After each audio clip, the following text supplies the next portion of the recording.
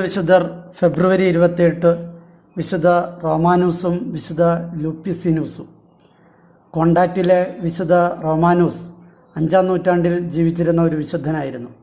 തൻ്റെ 35-ാമത്തെ വയസ്സിൽ കോണ്ടാക്റ്റിൽ സന്യാസ ജീവിതം നയിക്കുവാൻ വിശുദ്ധൻ തീരുമാനിച്ചു. വിശുദ്ധൻ്റെ ഇളയ സഹോദരനായിരുന്ന ലൂപ്പിസിനൂസും വിശുദ്ധനെ പിന്തുടർന്നു.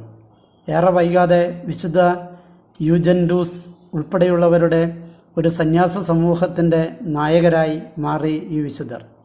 444 ആർസിലെ വിശുദ്ധ ഹിലാരിയിൽ നിന്നുമാണ് വിശുദ്ധ റോമാനൂസ് പൗരോഹിത്യപട്ടം സ്വീകരിച്ചത്.